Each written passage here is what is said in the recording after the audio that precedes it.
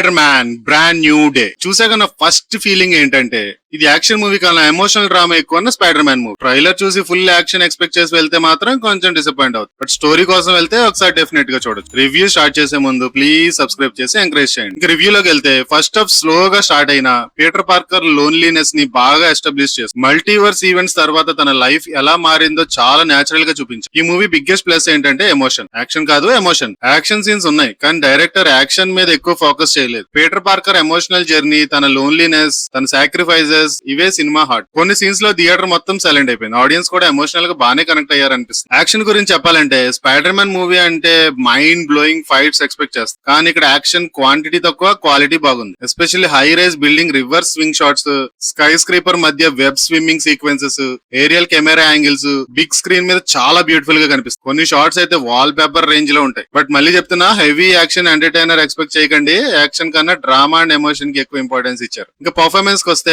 Tom Holland career లో matured performance ఇచ్చాడు. Emotional scenes లో బాగా ఇంప్రెస్ చేశాడు. సినిమాలో biggest surprise Sadie Sink character. Movie release వరకు కంప్లీట్ సీక్రెట్ గా ఉంచిన ఈ రోల్ స్టోరీ డిఫరెంట్ ని కంప్లీట్ గా మార్చేస్తుంది. అలాగే ఫ్రాంక్ క్యాసెల్ ఎలియాస్ పనిషర్ తో Spider Man chemistry, Bruce Banner entry action sequence next level కి తీసుకెళ్తాయి. Practical stunts, hand to hand fights, New York skyscrapers మధ్య వెబ్ స్విమ్మింగ్ విజువల్స్ అన్ని కామిక్ బుక్ పేజ్ నుండి డైరెక్ట్ గా వచ్చిన ఫీల్ వస్తుంది. Director Destin Daniel Spider Man universe కి fresh visuals style ఇచ్చాడు. Bright comic book colours, realistic camera work, emotional background score theatre experience ని memorable గా మార్చేస్తుంది. ఇండియాలో రిలీజ్ కు ముందే అడ్వాన్స్ బుకింగ్స్ రికార్డ్ లెవెల్ కి చేరాయి. మేజర్ మల్టీప్లెక్స్ చైన్స్ కూడా ఈ మూవీ కోసం ఎక్స్ట్రాడినరీ స్క్రీన్ షేర్ అలొకేట్ చేశారు. హాలీవుడ్ మూవీకి ఇండియాలో ఇలాంటి రెస్పాన్స్ చాలా రేర్ అని సైడీ సింగ్ క్యారెక్టర్ గురించి ఎక్కువ చెప్పను, ఎందుకంటే స్పాయిలర్ అయిపోద్ది. కానీ మూవీ కంప్లీట్ అయ్యాక ఆడియన్స్ డిస్కషన్ మొత్తం ఆ క్యారెక్టర్ గురించే ఉంటుంది. ఇంకా స్టూడెంట్స్ అయితే మాత్రం No Way Home range hype expect చేశా, కానీ ఇది complete different movie, one time watch అన్నారు. అఫ్ కోర్స్ నా ఫీలింగ్ కూడా అదే అనుకోండి. ఇక ఫైనల్ వెర్డిక్ట్ ఏంటంటే